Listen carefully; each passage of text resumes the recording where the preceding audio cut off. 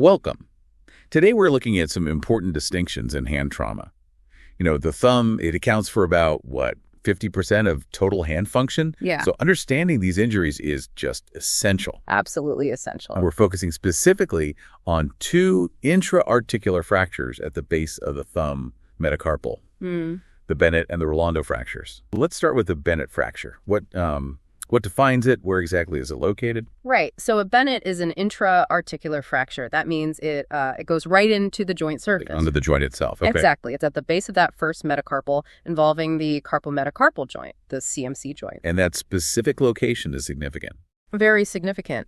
That CMC joint is a saddle joint, highly mobile, you see. So it's prone to very specific patterns of displacement when fractured like this. Okay. Can you describe that fracture pattern and what usually causes this specific type of break? Yeah, typically it's a two-part fracture. It's a single oblique fracture line. Just two parts. Oblique. Correct. You get this small Palmar-ulnar fragment on the palm side towards the pinky, which stays put because it's held by strong ligaments to the trapezium bone. Ah, okay. But the larger piece, the main shaft of the metacarpal, that's the bit that displaces. It usually happens from an axial force sort of straight down the thumb, often when it's slightly bent. Like a punch. Or maybe falling on the thumb. Exactly that. A Yeah. punch is classic, or falling onto that partially flexed thumb. That's the mechanism we usually see. So thinking about x-rays, how does this look? And you mentioned displacement. What's the story with stability? Well, on the radiographs, you'll see that two-part oblique fracture right at the base.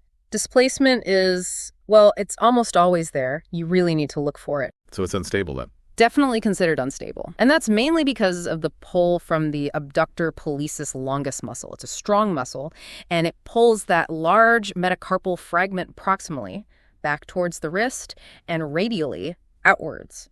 Makes it very difficult to keep reduced without intervention. Right. That muscle pull is key. Okay, that's a clear picture of the Bennett. Now, let's compare that to a Rolando fracture. Location first, is it similar? Location is similar, yes. It's also intra-articular, also at the base of the first metacarpal, involving that same carpometacarpal joint. But the fracture pattern is different. Very different. That's the critical distinction. The Rolando is comminuted. Comminuted meaning? Meaning multiple fragments, broken into more than two pieces. Classically, it presents with a Y shape, or sometimes a T-shaped fracture line on the X-ray, so you're looking at 3 or more distinct fragments. 3 or more. Okay, a Y or T shape. And the mechanism? Still an axial load. Still an axial load, yes, Yeah. but typically requires higher energy. Think a more significant force than what causes a Bennett. More force involved. Definitely. A greater impact directly down the thumb, essentially crushing or shattering that metacarpal base into multiple pieces rather than just splitting off one fragment like the Bennett. So how does that look on radiographs? And how does its stability stack up against the Bennett? On the X-ray, you'll see that multi-fragmentary pattern. It looks, shattered at the base. More complex. Much more complex. And because of that, it's inherently much more unstable than a Bennett. The whole joint surface is compromised, broken into pieces. And that leads to? A much higher risk of post-traumatic arthritis later on.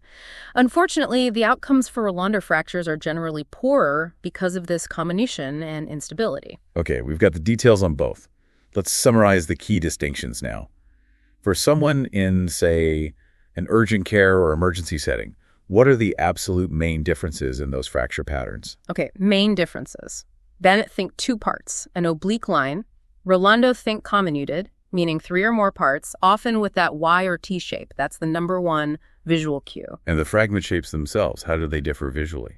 With Bennett, you're looking for that single fracture line, separating off that one small palmar piece, leaving the rest of the metacarpal as one large, usually displaced fragment. Right. With Rolando, you see multiple fracture lines creating those Y or T shapes. The articular surface itself is broken into several pieces. So on the actual X-ray film or screen? Bennett, oblique line, 2 pieces, shaft often displaced. Rolando, multiple fragments, look shattered or exploded at the base. That Y or T pattern is often visible. And given those differences, what about the prognosis for each? Generally, Bennett fractures have a better prognosis. They're often simpler to reduce anatomically or get close and stabilize. Good functional outcomes are achievable. Makes sense. And Rolando? Rolando fractures, they have a worse prognosis overall. It's just much harder to perfectly piece that shattered joint surface back together. So there's a higher likelihood of stiffness, pain, and that post-traumatic arthritis we mentioned. Which naturally leads to differences in management, I assume. Exactly. Bennett fractures, they often need surgery, usually pinning or screws to hold that reduction because of the instability.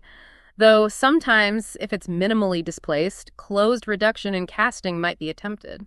But Rolando fractures, because they're so complex and unstable, almost always require surgery, often complex surgery, sometimes involving plates and screws, to try and reconstruct that articular surface as accurately as possible. Okay, one last comparison point. Frequency. Which one do we see more often?